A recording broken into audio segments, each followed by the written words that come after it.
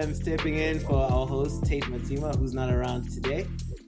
Just to explain in his words why he's not around, I texted him the other day and said, "Can you host?" And this is what he said.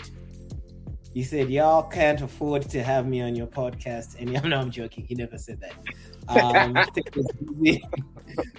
He's out of town, so you have the privilege of hanging with the three of us today. So I'll let my other guests introduce themselves, starting with Tate. Hey, what up? It's Tate, as he said. Big City fan, but today we're going international just to review this World Cup story, and let's see how it goes. Yo, what's up, man? What's up? Also, Lwazi here, another City fan, so me and Tate are very close on that regard. Let's go. But yeah, we're taking it international today. So. But yeah, man, based all the way in Joburg, and what can I say, man? I'm just a football fan, and yeah, I'm just really excited to get this chat going. Let's get it. Yep, and I forgot to mention I'm a United fan, so I'm not too sure. Throwing tomatoes.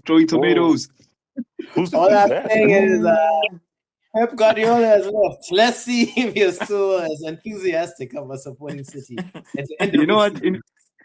In all fairness, we are a City United tonight, so let's go. Hey.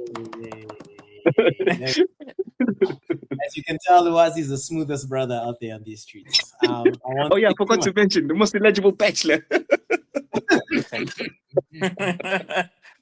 don't know if he's eligible. He's a bachelor for sure.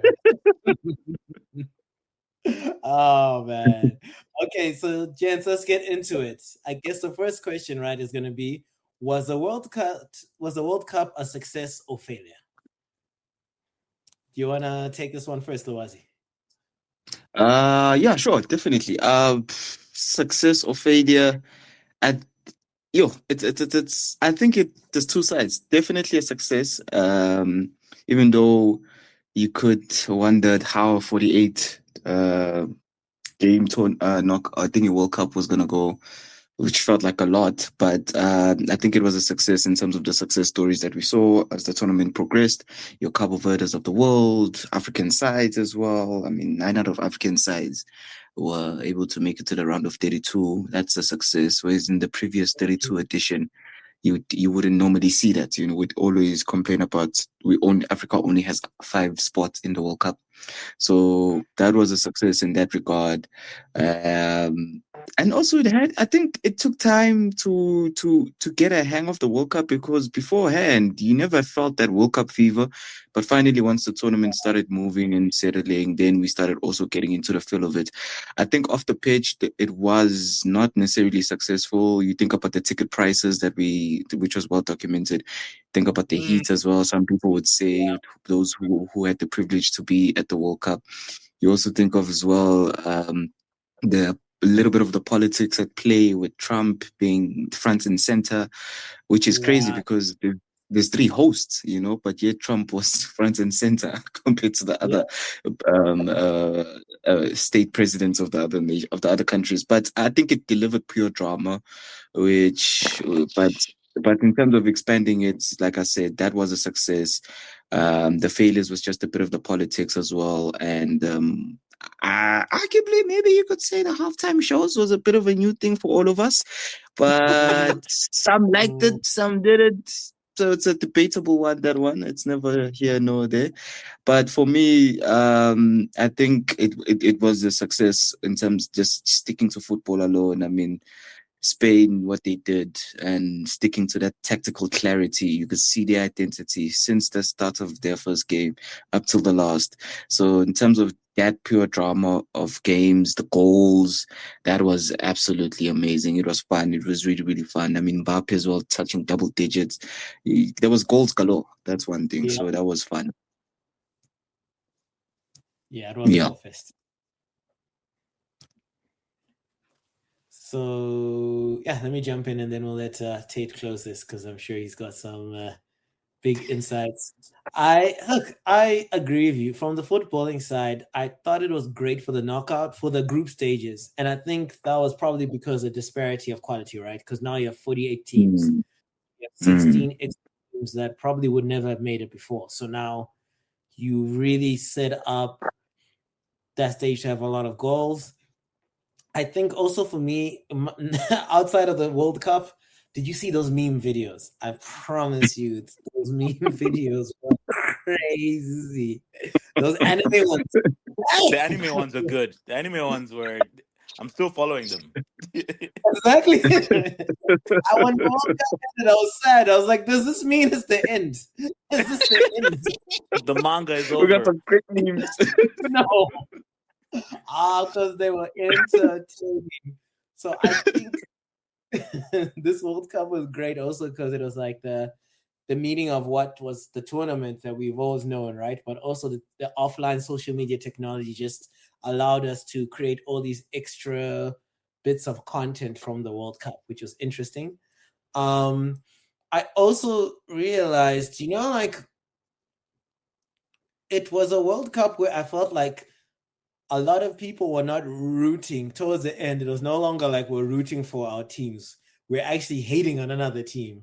I felt like Yeah. the power of hate watch was unlocked in this World Cup, where some of us for that final were like, we don't care who it is, as long as it's not Argentina, we are all united. So I think it was. I don't know what that says about us as a people group or about humanity, but I feel like hate watching united us more than supporting our teams. So yeah, those are my takeaways. So I think overall, yeah, it was a success. I think the halftime show for me, okay, we'll get in. I'll share my thoughts on that later. But yeah, overall, I think it was a success. Yeah. Yeah. I think I would agree with that as well. It was a success for the most part. I think there were a couple of issues here and there, which I think are in any World Cup really. Trevor Noah, I was watching Trevor Noah's live streams. I think they were they were pretty good. Some of the stuff he was saying was Yeah, that building up to the World Cup, there's a lot of criticism, people complaining, it's gonna be this, it's gonna be that, and once you get to the World Cup, everyone's excited, everyone's yeah, enjoying the games, or they're enjoying the teams that they're rooting for, and you know, yes, it was 48 teams, and they are talking about 64, but we'll chat about that later. But yeah. the 48 of the 48 teams, soccer or football, which depending where you want to go, um, within the federations has grown so much that there isn't a big disparity anymore. So even the powerhouses are struggling to just cruise through the tournament. Mm, Yeah. So I think the teams really showed up and played well. I mean, I think one of the thrashings that what we had was Caracau, that country. They mm, got dropped by Germany like 7-1 or something. But apart from that, I think even Cape Verde or Cabo Verde, yeah. whichever way you want to call them, they actually played really well. Held Spain in the first game. Mm, They gave Argentina a run for their money. So I think in terms of that, it was a good tournament, and even I think for America, just them realizing, because most Americans are like, "Oh my gosh, we didn't know soccer was this big," because this showed was just a sport people play, in the rest of the world. Once Mhm. they then sort of saw the fans coming in and how they were just rushing through the whole city and just taking the city by storm, like what they did in Boston and things like that. That was pretty good to see, and just for them to realize how big soccer is, and you never know, it might just give America a good kick and get them going to being a serious soccer nation, maybe in like 3 World Cups. But yeah, good World Cup. yeah, I think Yeah, like that's it. cool. It is so true that the one thing which is also apparent is just America is like a global branding powerhouse. Like there's no Yes. denying like this World Cup, I feel like branded in a way that felt so intentional. Like it was just massive, right? Yeah. So now touching on that, right? And touching on the World Cup final and one of the Mhm. more controversial aspects of the final, which was the halftime show. So for however many years the World Cup has been around, I don't know what I think it was. Is it 60, is it 100 years or 60 years or however long it's been around for, right? Close to 100 now, yeah. It's 100. Yeah. Yeah, it's Yeah. 100 in 2030. Hey, this guy, you see, he's a good Zimbabwean. Well done. So imagine 100 years. We've never seen a halftime break longer than 15 minutes. For the World Yeah. Cup final, we got 35 minutes.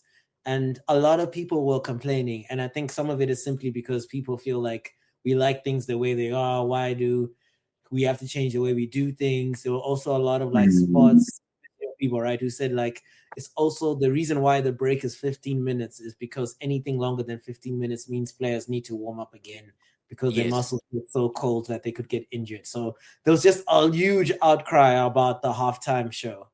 I mean, there's no doubt in saying that the intention behind it was just more financial and once again branding, right? And even if you Yeah. think about it, hydration breaks felt like quarters, like what you've seen in American sports, like the NFL or the NBA. So I think a lot of people felt like the World Cup was being held ransom by a culture that was not intrinsic to football, but rather intrinsic more to how the States does stuff. So what was your guys' feeling on just the final as a whole, including the halftime show and what happened on the field? Luwasi. Yeah, the Super Bowl Bowlization, if you want to call it as well. Yes, it's crazy. But for me, I'm just gonna start off with that halftime show. I don't want to lie, I didn't care for it. I didn't like it. I didn't want it. I thought it was useless. We already had all of those fun and games. We normally we get such things at the end of the tournament anyway, and at the beginning of the tournament. So there's no need to put now halftime show. Yeah. For me, it just felt a little bit like, bro, I want to just like during a halftime, I also want to go get refreshments. Like everyone in the stadium would want to go get refreshments. And that's it, you know. I don't want to be now. I have to quickly find out, oh, who's performing now? Oh my gosh, is that Shakira? Yes, she likes the tender for World Cup. But anyway, you go shake them hips don't lie, Shakira. Love it. Tired, man. I really didn't care for it, honestly. And interestingly, though, they say Chris Martin was the one who curated the whole thing together, so he probably got a nice payout for all of that. Yeah, so he probably got a nice payout on that. But going back to the football thing, I think the final, what a game. That's all I can say. What a game. 3 words, what a game.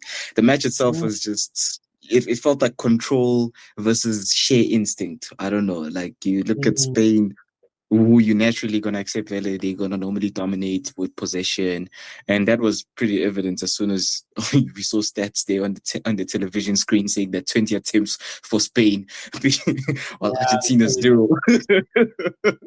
So there you go. That tells you everything you need to know. But yeah, man, Argentina fought. I think they fought very well. I mean, Martinez made some massive saves, tons of saves, over 10 saves, I think, at some stage. Enzo Fernandez as well, him going off with a red card just summed up the tension of that game. It felt like a boxing match, you know. It was really, really tough. At some stage, even a rugby game, you could say. But interestingly enough, the narrative was like, you know, we shouldn't support Argentina because of how they got to this final, even though their pathway felt a little bit favorable, and also with some decisions that were controversial. But seeing Messi tears, I think, for the hate watching, just to add on what you said there, or the hate watching was immense. But seeing Messi tears, I think it fed a lot of people. That was bad.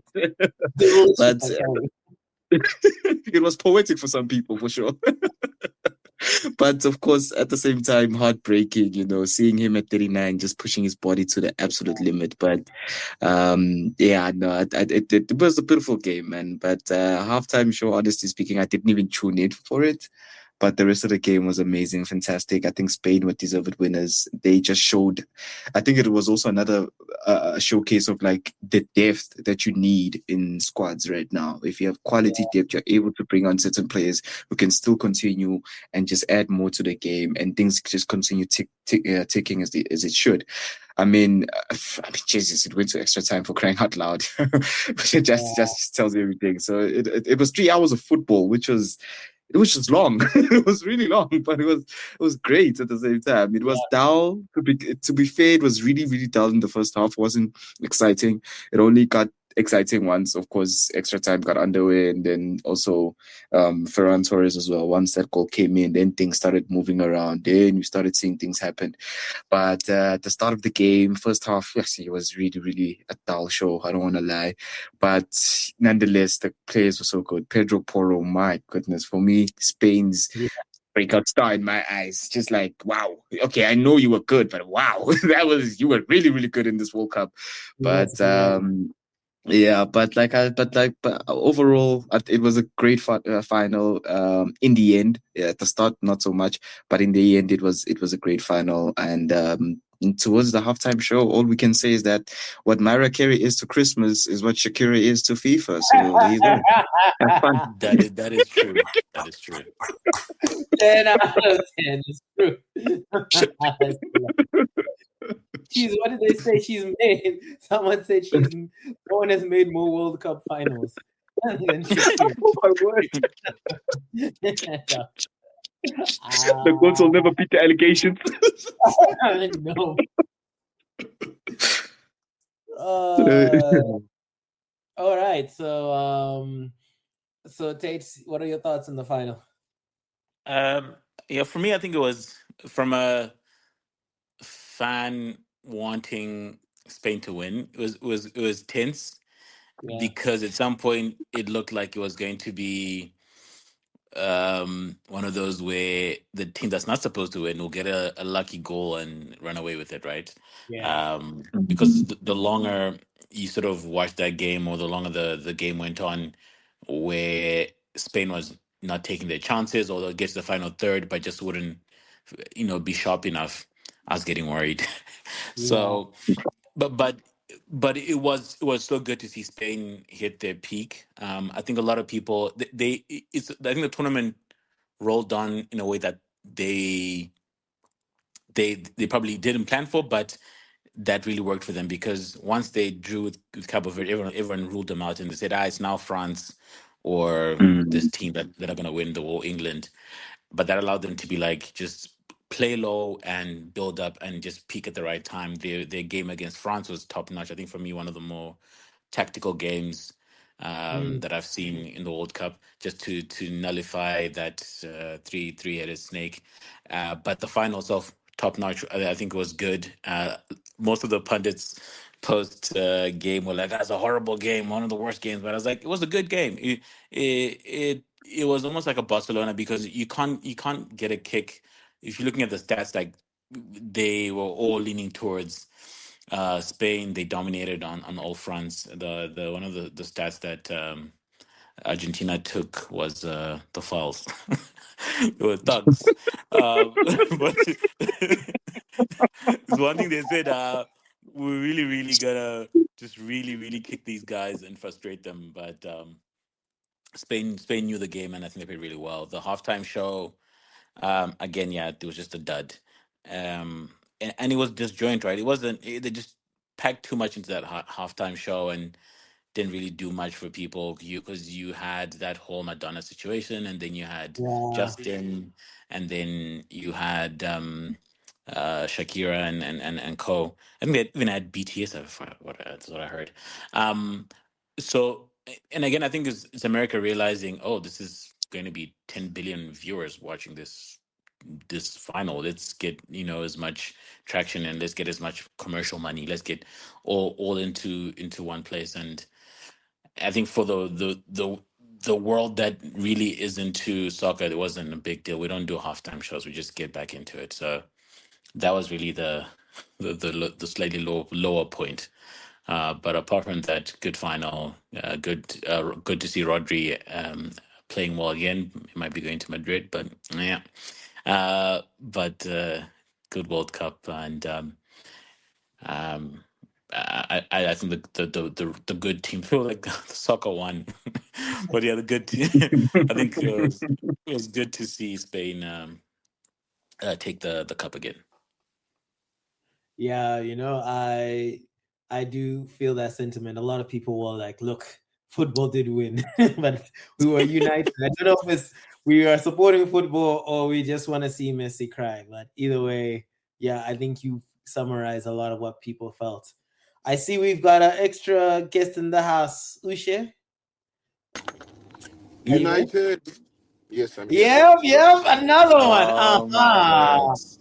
Thank you. I'm with two City fans, We So need No, we need to my vid no, we need to that's not vid right. how people get in. The only two City fans in the world, by the way. The only two in the world. How is that possible? exactly, dog. Like, Wow, one of Ushe. us. That shows you how many we are. I didn't even know there were two. I thought there was one. Would you even believe?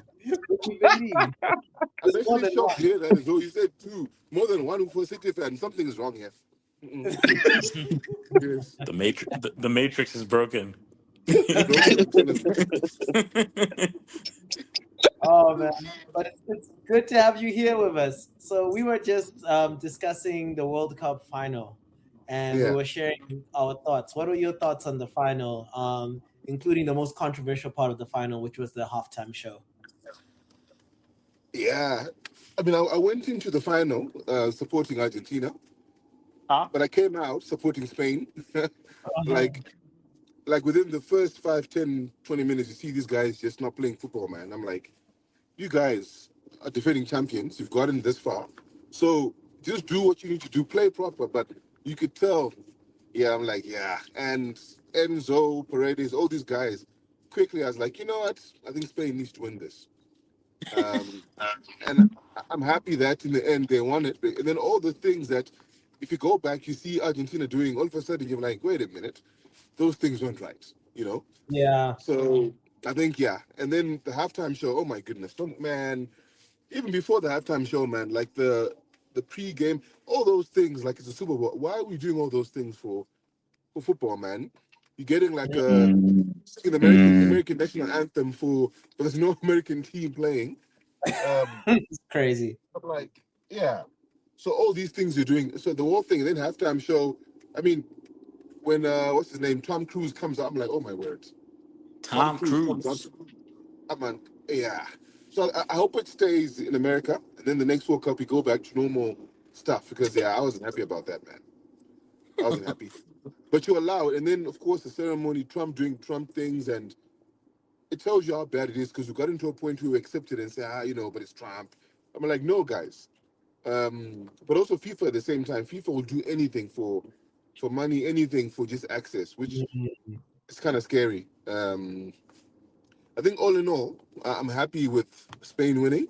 Messi already won his first World Cup, so I don't feel too bad for him. Yeah. I think, yeah, I don't know. I think football won. Like Spain stuck to what they knew all along. And I mean, if you look Yeah. at when the tournament began, no one saw Spain win. I mean, they were there, but no one were like Spain, like the mega team. We just thought France, the other teams, but no one really saw Spain like that. So I think systems, structure that you do from academies and stuff, it pays off. It's a good thing for them to be European champions and to be World Cup champions. So I'm happy. Yeah. But as Spain, yeah. I mean, Messi, I'm still a Messi fan, but the other team, I don't mind. I don't want them really to win anything. So, I don't know. I find it very, yeah, I think you captured, pretty much everyone here agrees with you. I think it was interesting to see more of the American culture, seeing FIFA assimilate towards how America does sports. But the Yeah. most interesting thing you said right now is that you are a Messi fan and you're a United fan. It's very rare to find a United fan who also supports Messi. Listen, guys, Ronaldo left us, okay? Ronaldo left you. People forget that, right? Yeah. This guy, when he played for us, yes, he was amazing for us, but then he was always angling for Madrid. He even called himself a slave, apparently. So He I did? never forgot that. Yeah. And when he came back to United, it wasn't because he loved United, but he had no other options, I think. Mhm. And then he comes in there when Ole had a nice setup. He had a good team, Greenwood, all these guys, Cavani. I think Ronaldo's the one who messed up the balance. People blame Ole for losing the plot, but I blame Ronaldo for coming in and being the main focus. So, I respect the guy. He's amazing talent, all those things. But to me, Messi's first, above Ronaldo, always. Yep, that's you're probably more mature than me because I'm a Messi hater. So those tears were delicious. But look, I agree with you. Ronaldo did go for a move in a way that was not very subtle. Yeah, Yeah. man. So in the midst of all of this, right? Like all of this, like the media circus, and all these other things, there was a whole lot of football that was also played, right? So we saw a whole bunch of emerging players, and I think for me, every single World Cup, there's always going to be a breakout player that Real Madrid are going to try and buy, and Manchester United are going to bid for, but they're never going to get him. So, like, who is like the breakout for you guys? Who's the breakout star of the World Cup? I wouldn't even say the best player. I would say for you, the player who, after this World Cup, their stock is going to rise and people are going to take them more seriously than they did before. So I'm going to start. Yeah. For me, I'm going to say Kone from France. I feel like he's a player who's just put himself on the map. I wouldn't say he was the best player, but I think before the World Cup, I had no idea who he was. Absolutely Right. no idea who he is. And now I'm seeing him being linked to a whole lot of different clubs. I understand he was a winger and he only played in central mid as a kind of like an experiment. So for me, that was a player I felt like, look, after the World Cup, I think a lot of clubs are going to be taking him more seriously. I think I would have said the same thing. I was going to say Kone simply because we were linked to him, and they were saying, if you can't get Tremaine, Kone is this guy. I mean, they did mention a few injuries, but watching him play, I was like, okay, this guy could be something. And I think, those things where the price goes up because the World Cup thing, and I mean, the fact that France went that far already, I think, but also, I mean, and probably he's known already, but Kubasi as well. Yeah. Young guy, I'm like, I know he's there, but I think the highlight was even more now because is he 19 or something? 18, 19? 19. 19, and he's playing games like that. So there's certain things where, unfortunately, he's taken already, but I was like, oh man, what players like that? So I think Kubasi, but Kone as well, I think would one of the players. Yeah, those two. I mean, I would agree with the guys you've brought up. I mean, I knew Kone before, but I think I think there were quite a lot of young players that were popping up. His name is Christ something, but he plays for Ivory Coast, plays in the midfield, diminutive midfielder, pretty good. And then I liked Boadi from Morocco. Morocco really impressed me in terms of how they played. They gave me African hope. But that kid is really good because he's 18. He's 18 and he played really well against Brazil. And so a lot of people were like, this kid guy. So I think Boadi was pretty solid in midfield there. Another player that's probably on the side, and that would be my sort of number one thinking about it, is the English player Jed Spence. Yeah. His stock rose pretty because by the end he was now running left back. Yeah. For England, and he was like the key force in terms of bombing forward, and he was a key player for Tuchel's tactic. So for me, I would highlight that kid, and he wasn't even playing at Spurs. But now he's going to go back and he's going to be a starter, or someone's going to buy him at a pretty high price. Yeah, I agree with that actually. So Spurs actually have players, but the players just don't want to play for Spurs. Go for it. They like relegation. Yep. Yep. If I can just toss another log here into the fire, I mean, that Jed Spence guy, interestingly enough, I agree with you that he was really he had a really good tournament because I thought he was just going to be another Danny Rose. I was like, this guy, but he's really good. He really backed himself and he was really, really good, to be fair. Yeah, 100%. He was great. So then my next question to you guys is going to be, who was the flop of the World Cup? If anyone says Ronaldo.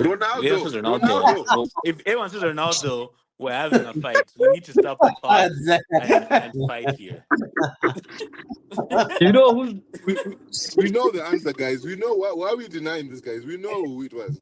We know. no man? The guy, if we're being honest, aside from Ronaldo, I would go ahead and toss Vinicius his name in the hat here.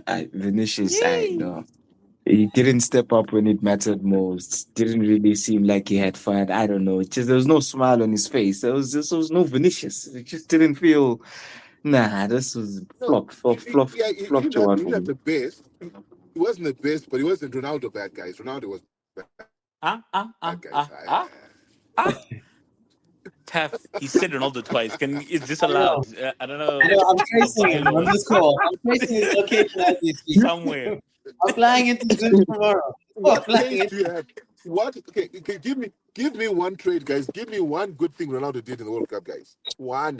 He scored a brace against Azerbaijan, and that's where Kusanov plays. Really good defender. Wow. He's got a brace against who again? Say it again. I think it was Uzbekistan. Yeah. No. Yes, Uzbekistan. Yeah. That's Kusanov and no names. And you know how hard Look it at is the to names you're score saying, against guys. Uzbekistan? Look at the. Hey, look I at the won't names lie you're though. saying. I won't lie though. People were happy that day when that happened. Oh, that was for many Ronaldo fans. They were like, "Yeah, Portugal, We watch celebrated. out, boys." I did. I slept like I was like, thank you, God. For But me, Is that your legend, guys? Is that your legend? no, I mean, no. okay. For me, this is what I want to say. Right, Ronaldo. It's not that he didn't have a good tournament or it was a flop. The team flopped. Why are you not calling out Bruno Fernandes, Vitinha, João Neves? How dare Maybe you? he's a kid. How We'll dare leave him you? out. How dare You you? see? You don't. And we're You talking don't about mention Bruno. You PF, don't mention PFA Bruno, guys. PFA Player of the Year. Okay, but then in Listen. all fairness, I agree with Ushe there. I don't also think Bruno had like that much of a bad tournament. He was actually quite good. He tried his best. Look at No. the In guys all in front fairness, of him, like guys. Look at the he guys was he was really, supplying. yeah. Do you blame the If guy? anything, It's like you're supplying a wooden block, guys. Come on. Was supplying a 5-time Ballon d'Or winner. 5-time. if anything, Five times. the real enemy here is honestly Martinez, the coach. Like at some stage, Exactly. we're gonna have to take the agree, risk of like and the real decision of like, yo, listen, let me just put Ronaldo on the bench, bring him as a starter. Look at what Belgium did with Lukaku. Lukaku just kept on coming for late comebacks. Only came for late comebacks, bro, and it worked. Could have done the same, really done the same bravery, and just like, you know what, Ronaldo's just on the bench. He's still gonna contribute anyway. Even I'm sure in the locker room, he is a big voice anyway. So it's not like as if you're putting him on the bench, he has no sort of influence whatsoever. So I think the right. coach really, the coach really think you're messed right. it up. And it's unfortunate Because because that he guy, knew I he think was gonna go. So yeah, no risk for him. I Can saw an I, article somewhere where he wasted 2 generations, the generation in Portugal and the one in Belgium. That manager. That's how That is bad he true. was. That is true. both generations? He wasted 2 really solid teams. You see. Yeah. So Martinez's name is definitely under the flop of the potential flop for the World Cup. Yeah, You know what? Can I put Tuchel as well? What about Madueke as a player? Can we not talk about Madueke? Did you hear what Zlatan said in the one? I think there was one game where it built up to Bellingham's goal. When they watched the replay, they saw that the ball hit some sort of cable in the build-up, and that contributed to them scoring. And then Ibra said, I think it's official now. The cable had a better performance than Madueke. So, oh my word. I think, but yeah, I agree. Tuchel should also be there in flop of the season. Deschamps, the coach for France, should also be in there as well, because I feel like he had like a lottery ticket there. That was individually the strongest team. Just they got their tactics wrong. Semi-final. Yeah. We don't count the easy games they had. When things got difficult, they lost the plot. That's the sign where you can tell that when it mattered the most. I mean, even that game against Spain, I mean, surely you're playing Spain, you know how they play. Surely you can change it up or do something. You can't go in there thinking that you're going to overrun. I mean, that and the players you have in your disposal, you've got midfield, you've got defenders, you've got attackers. There's no Yeah. excuse for that. Yeah. So Yeah, I don't know. agreed. And speaking of coaching, um, I think this was a season, this was the World Cup where African teams started showing that they had players, you know? I remember looking, Tate mentioned the Ivory Coast. I remember Yeah. just looking at that team at one point. I was like, this is actually a solid team. Mhm. Mhm. Yes. Yeah. I Yeah. do still think we're being let down in the coaching department personally, and Yes. also the federations in Africa are just another problem that we could do an entire episode on how they're just killing Yeah. African sports. But I, how do you guys I was feel gonna about comment how on that. African teams? Yeah, go for it. Oh, sorry. I was gonna say, like, at some point I was like, do we celebrate that the African teams got through the first round, or do we actually complain that after that they all just fell apart? Because Hmm, they should have done much better. And I think we saw now how the talent is there and the players are yeah, there, and it's just the coaching let us down. How many times did these teams have 2-0 leads and then you blow it? You can't hold on in the last 10 minutes. So to me, I'm like, yes, I'm happy that we went into the knockout stages, but after that we just fell apart. And I think coaching could have made us do better. I think. I- I- I- 100%. and Go just for it, to add to Lawzi. that, thank you, Tate. Just to add to that, if you look at the game between Senegal and Belgium, I remember Senegal were 2-0 up at some Yes. stage. And 85 oh, then minutes. And then GG, all of a sudden the game was just lost. It just Belgium came back out of nowhere. And again, going back to Usha's point, literally the coach just literally let everyone down there. Like honestly speaking. Like Senegal were literally doing like managing the game quite well. And then towards the Mm. end, it was just a mess. It was just a mess. The coaching just literally let them down. It was like as if the coach thought to himself, you know what, we can actually bamba with these big boys. But nah, you can't. You literally need to make better decisions. But nonetheless, yeah, the Yes. coaching honestly let us down. But yeah. Yeah. Like lock the game down, man. See, like you stop. Don't take chances. Like you trying to exactly. play silly. Lock it down. Like and that's where I was like, come on, guys. And I know they'll say, no, look, Africa's going far, but no, guys, listen. I think we do to ourselves where we expect the bare minimum. No, expect more and say no. We should be holding on to these leads because I think up until that point, those guys were like, wait a minute, we can come because they were defeated. Those guys were beat. Yep, So when you let them back and then your head drop and they now get a chance and then they're talking afterwards like that, everything in control. No, you guys were out. You yep. know. Yeah. Mm. So yeah. That was For Yeah. crazy. me, But I do. Yeah. Sorry. Go ahead. Mhm. yeah. For me, I think it's like the it wasn't we're now closer to the big teams. What we lack is game management. There's no how do you explain to someone that you're leading 2-0 up and at 85 minutes and then you lost Yeah, the game from there. Same thing with Egypt. I think even when was it Cabo Verde when they were leading against England, they'll play a good game and get a goal. They still execute, but somehow when they concede the first goal, you could just see with their body language that it's done. So even when that Senegal game, when they just conceded the first goal, because before that they had the good shape, they were playing pretty well. They Yeah. were really at sort of measuring their attacks the right way. Once they could have considered the first goal, it's like they didn't know to go back to the original tactic and hold the fort, or now they need to now chase the game again. And from there, it was they were just sixes and sevens, and yeah, they lost the Yeah, game. So I yeah. feel game management towards the end for African teams was where we really lagged in a lot of games. Even the what's the other team with was it Congo? Oh, it wasn't yeah, Cabo Verde. It was Congo the Oh, one playing yeah, Congo. against England. Yes, they Yeah, also yeah, lost yeah. their Yeah, Congo. shapes. They were playing so well before that. Their left winger yeah, was causing them a mazza, but yeah.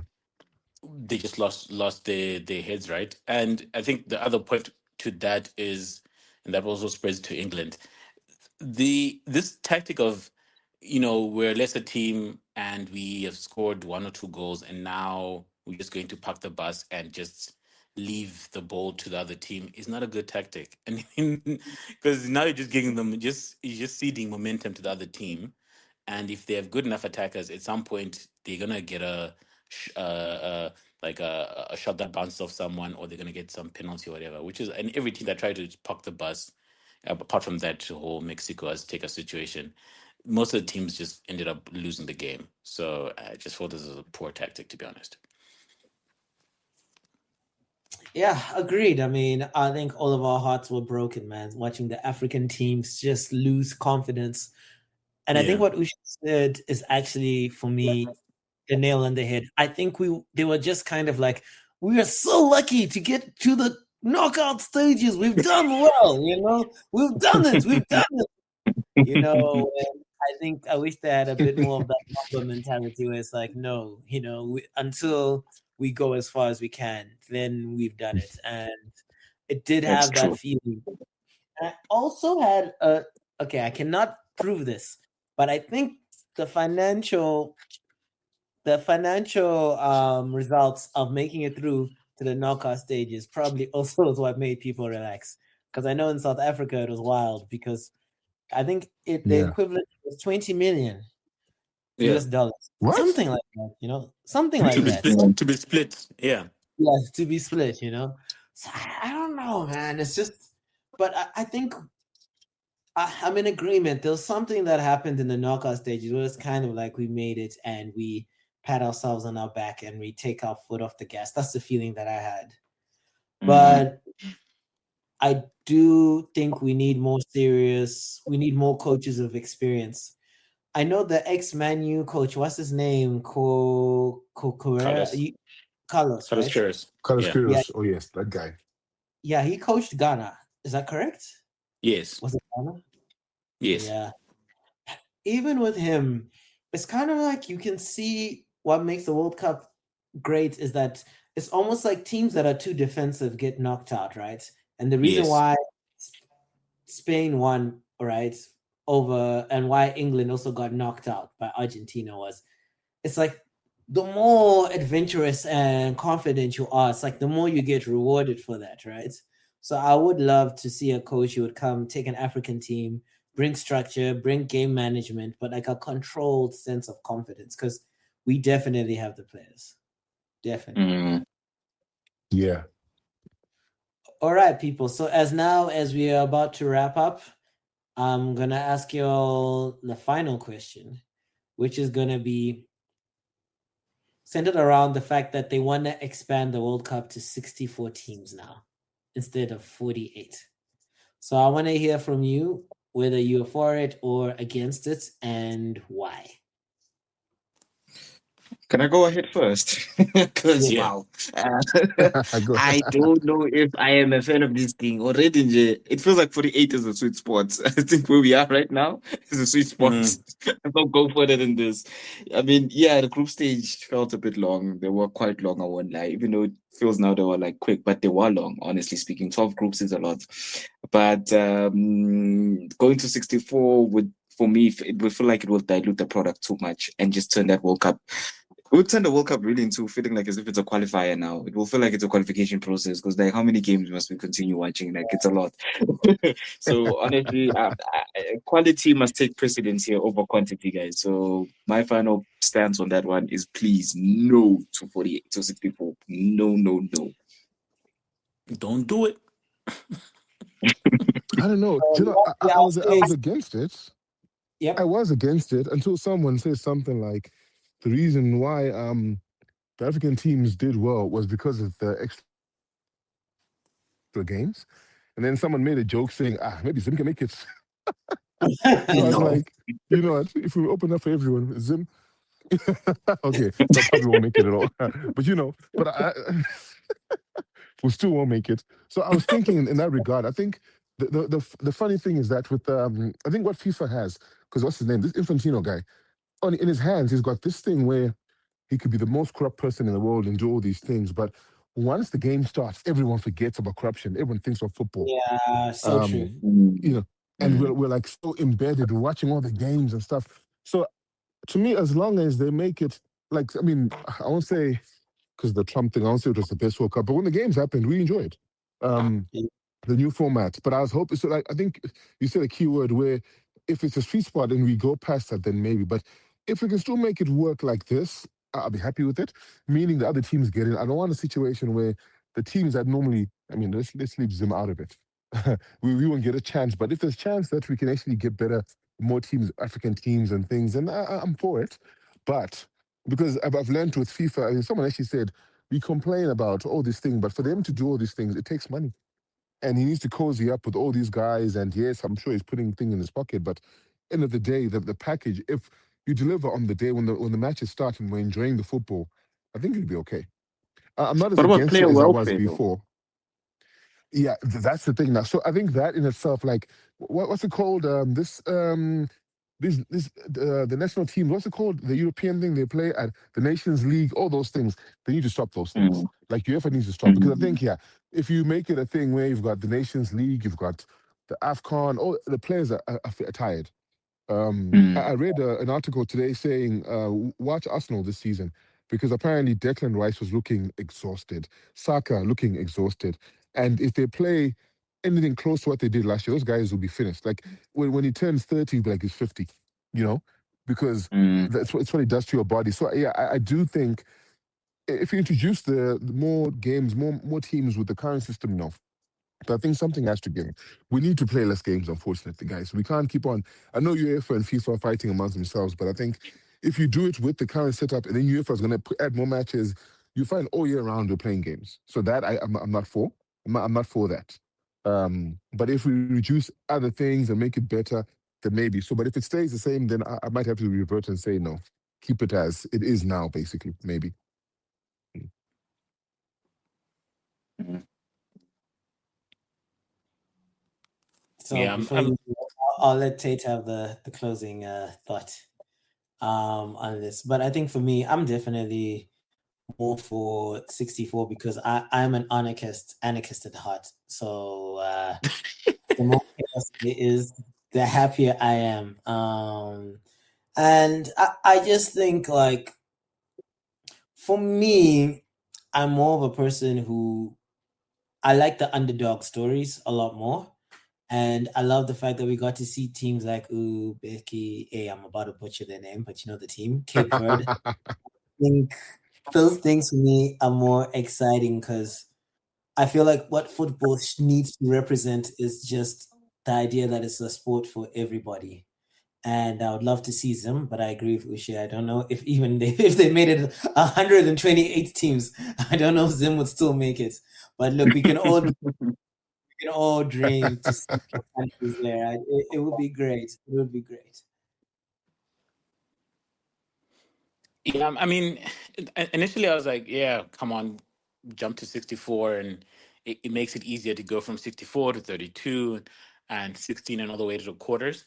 But then I think I was watching the ESPN soccer show, and they made a valid point that it has to be it still has to be a destination, right? Getting to the World Cup has to be something that you fight for to get to.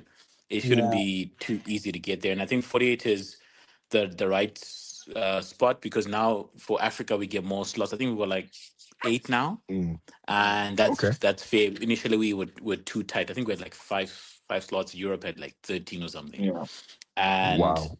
eight is good. Allows us to send more teams, and I think the game is at a stage where we needed to move from 32 to 48, but Yeah. 64 maybe give the game another, I don't know, 3 or 4 World Cups assist and see, yeah, there's actually way more talent and they can be brought into to this stage. And even Yeah. thinking about 2030, that'll be the centenary, so 100 years of the World Cup. They're trying to do something more complicated where the first couple of matches will be played in South America where the World Cup started, and then they'll move back to Africa, where I think they're hosting in Morocco, Spain, and Portugal. I think so. It's going to be Wow. logistically quite a mess. Yeah. So you'd rather just keep it at 48. But I think yeah, keep it at 48. It was a good jump, and then assess a bit later, and we'll see. Yeah. You know, we said goodbye to a lot of people as well. Hey, your Neymars, your Modric, your Oh Ronaldo, yeah. Messi, all these people. Don't say Ronaldo. Bye, Ronaldo. Bye bye. Ronaldo's gone, guys. Ronaldo's gone. Gone. Wow. Wildly. Sweet. Yeah, woo. That's what it is. Literally. I But think he really said good. he'll be there for 2030. Just he needs to try one more time. Yeah. Try what, my guy? Try what? He didn't. Try what I know exactly? that's some greed. That's greed right there. The band's gonna make it.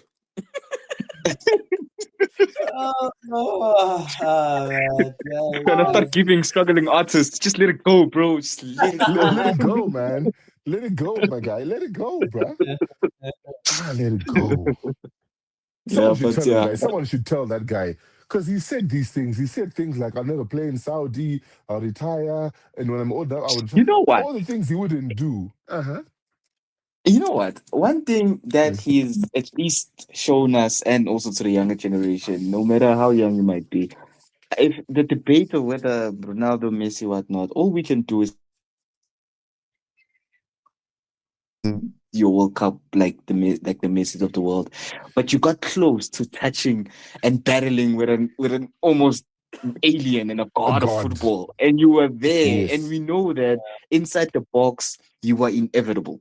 Whoever, no Yeah. matter how you may feel about Ronaldo whatsoever, among mortal Yeah. men inside the box, he was inevitable. Like he was truly great. Yeah. But unfortunately, whether I like it or not, he's not close to Messi, but anything else than that, we can respect and say, you know what, he managed to start that debate. You know, he started that Yes. do that controversial debate, who's better, Ronaldo, Messi. And honestly, that's like, Yes. dude, you were great. You had a great career, Yeah. But yeah, you can wrap it up now. No, You sorry, know what? just to add, I think what you're saying, one thing we have to say is this. Messi was born, and people say those growth hormones, was given hormones and he got whatever. But Yes. Ronaldo worked his way to that. Like he Yeah. worked hard. And I think that's a lesson. So we can say what we want, but that guy, like he came and said, I want to be great. And he sacrificed what he had to do to get there. We have to respect that. So I think in natural ability, Messi's there. But in terms of work ethic, guys, that guy made himself a GOAT. So Yeah. as much as I say Messi, you respect Ronaldo simply because with Father Time, all those things, yes. And we make these jokes now. And I think what we need to say is we make these jokes, but we understand that it's not because he failed. It's Father Time. It happens when you get old. But given to his Yeah. strength, even what he's doing now in Saudi, guys, at this age, some of us, probably same age as him, we can't even do anything. Like, come on. So it tells you like how amazing he's been. So it's not to take away and say he's less. You know, people try and do like LeBron, Jordan. No, celebrate them both, right? Yeah. I think Messi is Messi for what he is, but in terms of work ethic and dedication and attitude, you have to give Ronaldo that. No one can touch him in that. Yeah, 100%. Yeah. I agree. So, in other words, Ronaldo is the GOAT of. Yes. No. You know, I haven't And that's finished. where we end it, folks. And Let's let the man finish. Let's let the man finish. Ushef, let the man finish. I heard you say Ronaldo's the GOAT. That's all I heard you say. I'm just Ronaldo is the mentality goat. Listen, now they gotta add Mentality goat. Yes. in brackets mentality goat. Look. No, but I think that is it. That's why we all love Ronaldo. The truth is, I think a lot of us knew that Messi was blessed with this incredible talent, but Ronaldo felt like someone we could all be, right? Just through sheer determination, we could become goats in our respective fields. Okay, gentlemen, thank you so much for this podcast. It was awesome. I had a great time. Me too, man. Let's do it again soon. Yes, indeed. For sure. I think the next one, let's discuss how Arsenal will not retain their league. That's the next one we'll do next time. I like it. That's guaranteed. Taff, you didn't mention who was the best player of the tournament. Oh yeah. Okay, so for me, the best player of the tournament was Rodri. I agree. You know what? Actually, I concur. Olise. I'm gonna leave it at that. Guys, yeah. I would really go with Mbappe. That's close. He scored 10 goals. 10. Again, guys, no, it was Okay. I get it. Guys.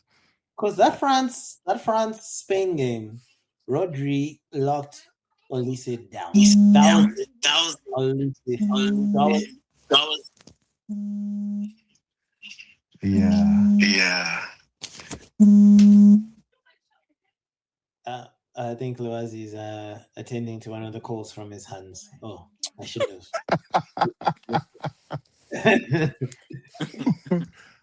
Do you know? I can't say Mbappe. I can't say Rodri. I just I don't know. I mean, if you say them, it's fine. But I don't know. Olise was doing well. I think Olise did well. I think I don't know. It was a difficult one because I think the stars came out where they had to here and there. Kane at some point and he went down. Bellingham was a shout. Yeah. No, it's difficult to say a standout player. I can even say, guys, Messi at some point because we didn't think Messi was going to do what he did. Yeah. I think the team then let him down in the tactic. If you put Messi in Spain or some other team, or whatever, I think it would have been different. But I think giving him that. But yeah, Mbappe is simply because he's a machine. But I think that game against Spain where they needed, I think he was. I can't forget that he was just locked down. I don't know. Yeah, I agree. And as you are sharing your key insights, we have a fifth guest. So we wrap up. I think we have another Manchester United fan. I can just sense Yes, United. This is a good fortune. Get in, Gax.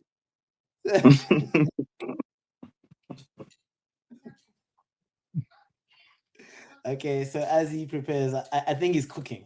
That's why he's not responding. He's just cooking. He's preparing to cook as well. So yeah, for me, I do agree. My thought was it was going to be Messi. That's what I felt like.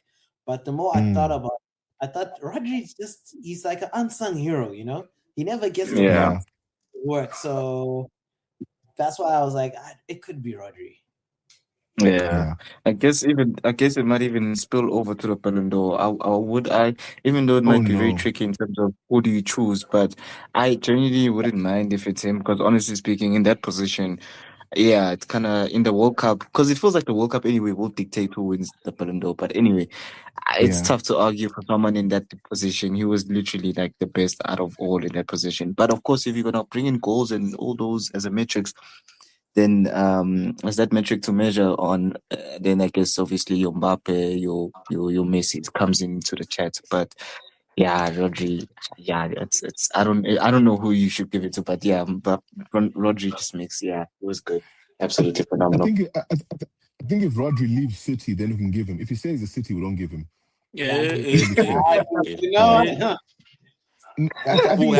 Whoever a two-time Ballon d'Or winner. Those guys, if they can do 115 charges, they can rig a Ballon d'Or, guys. I'm just saying. So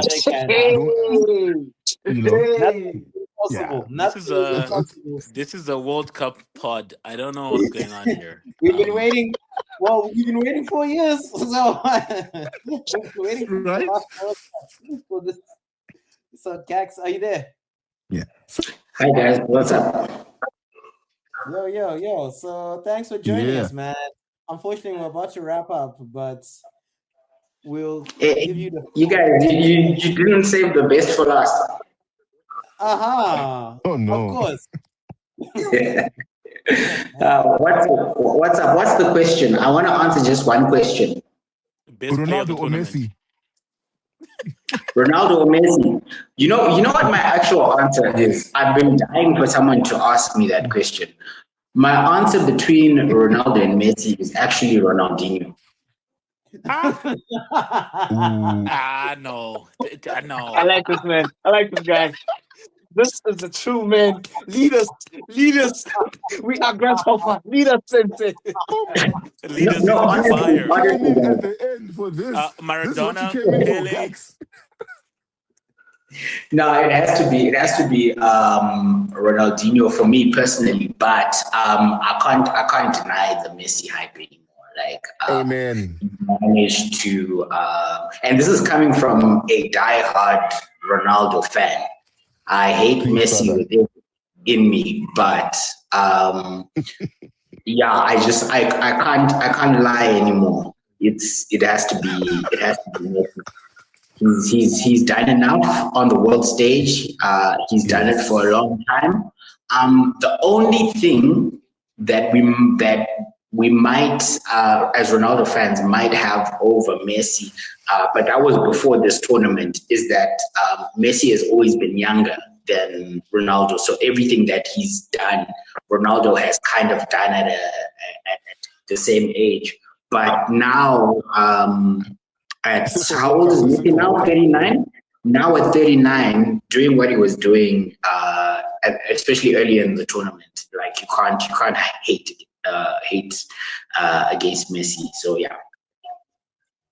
It's because of Bruno Amen. Fernandes. But anyway, Gags, Gags, you said he's done everything, but you can't, except for the World Cup. I'm just saying, I left that part out. Sorry, World Cup. Sorry, that's one thing he didn't do. Sorry. Yeah. Except for the World Cup. But you know what he said. The European Championship is just like the World Cup. So he's done it. You know what? Wow. Also, the Copa America, which is equivalent, because him being South American, he won the Copa America. So what you saying?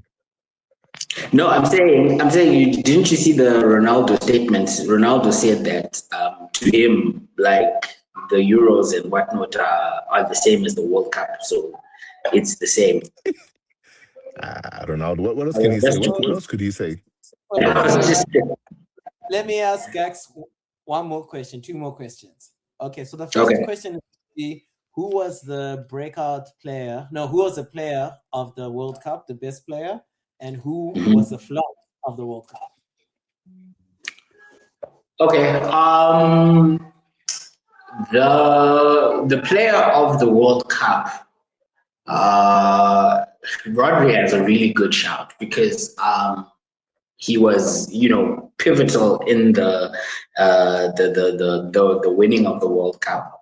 He was pulling all the strings in midfield, and it's probably the hardest position to play in football, and the biggest stage of all, and just his consistency. And if we gave it to Luka Modric last time, at some stage, we need to give it to Rodri. As much as I hate Manchester City, Rodri did it for me. The flop of the tournament. What? that's strong words. Hate. Oh yeah, no, I hate I hate Man City. Texas and Man City. Yeah, I hate both. 115. 115. 115. Yeah. Flop of the tournament. Wow, there's so many, man. No, Ronaldo didn't flop. If he was any other striker, I mean, what was his tally at the end of the day? What was it 4? Yeah, 4. So if he was any other striker, if he wasn't Ronaldo, he wouldn't be a flop. So I wouldn't call him a flop. Can I give you a flop team of the tournament? Sure. Germany was. Yeah, Germany was diabolical, really. Brazil, Turkey. Brazil, yeah. Turkey. I don't know why people expected so much, really. I think they were just gassed out for no reason. I think Turkey was very disappointing. I would put Turkey in the same bracket as South Korea in terms of the people expectations that people had on them. Yeah. So I wouldn't. Yeah. Wow. The player of the give me nominees maybe, then I can help you with the flop of the tournament. Bruno Fernandes. Are eligible? You said coaches are eligible as well.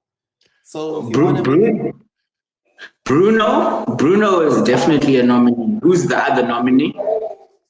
Florian Wirtz, Vinicius Jr. Madueke. My word. Was Wirtz even there? Oh my goodness, how bad? Oh, he's guys, there are too many. There were too many. I don't think we can pick one. Maybe Vinicius. Yeah, Vinicius is a good shout. I don't know how we could call Madueke a flop of the tournament. Isn't a flop supposed to be expected to do well? That's a good Nah, Madueke, nah. Madueke, I think he actually exceeded expectations by starting so many games. So now, flop coach, definitely Thomas Tuchel. I mean, what was that, guys? Yeah. What was that? Like,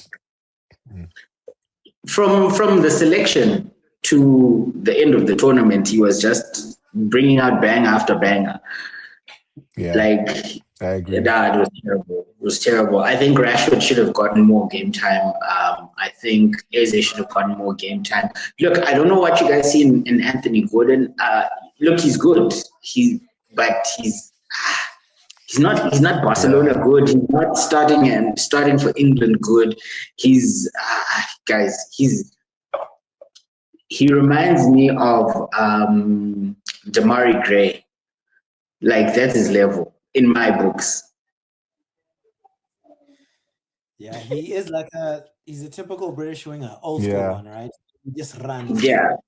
Yes, he just ran. Yeah. And he probably would have done well in 1998, but like the game now has evolved. I don't think he's not Barcelona good. Like, I don't know what in the money laundering is going on in that whole scenario, but Anthony Gordon to Barcelona was not on my bingo card. I'm surprised. Okay, thanks so much for that. And I know I said last question, but this is the last question. If the World Cup gets increased to 64 teams instead of 48, does Zim make it to the next round?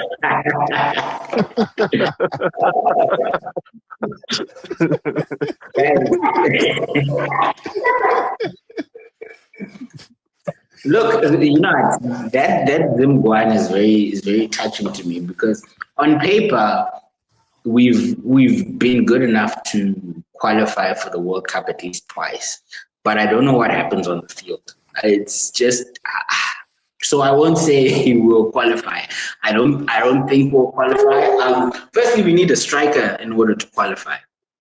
We haven't had a striker. Sorry? We're not a soccer nation. Yeah, but neither is New Zealand. But we're worse than New Zealand.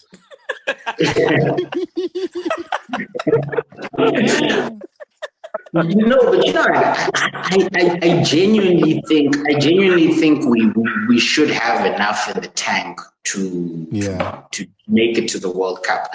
But I don't know what happens. Our last World Cup qualifying group was Nigeria, South Africa, Lesotho. What was the other team? These are teams that we've wiped the floor with before, except for Nigeria, of which Nigeria was doing very badly at that time. We were strong enough to beat Nigeria. We could have beaten them. Maybe if we were able to play at home, we would have qualified or done better. But I don't rate South Africa to the point whereby we should be scared of them, right? If we get a qualifying group like that again, on paper, guys, we should be able to win. The other team was Rwanda. Rwanda was the other team. Guys, these aren't soccer nations. These are teams. Rwanda has never had a Premier League player, I don't think. Yeah, maybe I'm wrong, but like, we've had players playing in the Premier League. We've had players playing in Europe. Yeah, I think we're good enough. Does it go back to like a federate like the football federation issue? Like, is that maybe perhaps where the real argument is, that maybe the football federation should do better in terms of supporting the national team and just making sure that Zimbabwe as well can get into the World Cup? Is that sometimes an issue? Yeah. And I agree. I agree. It's definitely partly to do with the federation. You know, the thing with international football is that it's fine margins that get you over. So just the little things can affect a lot. If you look at the amount of talent that we have in the UK, Zimbabwean players who are eligible to play for Zimbabwe that are in academies that are in the English system. There's quite a number of them that could be choosing to play for Zimbabwe, but for one reason or another, they aren't. Then the other thing is we have produced some great players, but we don't know how we produce them because there's no system. So we don't know how we produced Brenjani Marwaru. We don't know how we produced Tino Kadewere and Marvelous Nakamba. Most of these guys, we just end up finding out, this guy's playing in Belgium, now he's moving to the Premier League. How? You know, that type of thing. Like, there's no proper, like system. You know that thing that's in France, that school that Henri went to. Clairefontaine, yeah. Clairefontaine thing? Yeah, we need that. We need, if we were to create that, like, it doesn't have to be a whole big system, just one school with, let's say, 22 players per age group that are put through like a system. It would work. I agree. And this is what we're going to do. Next topic, next podcast, we're going to discuss that. We're going to get our friend Tats. Tats said he's going to be on an episode, so we're going to grill him and ask him all these questions and get the answers that we need. Liwazi, you can ask. So Tats works for, well, I don't know how to best describe it, but I don't know what department he works for, but I think he works for the Zim. Which department does he work for again?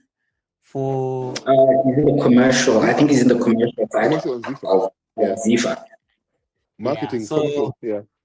So let's do that. We will bring him, put him on the hot seat and ask all these questions, because there's no denying, like what you said, Gax, the talent is there, but there seems to be no system that can repeat consistent results. So it's a problem. But everyone, thank you so much for your time. As always, it's great. We're going to do this again, let's say 2 weeks from now.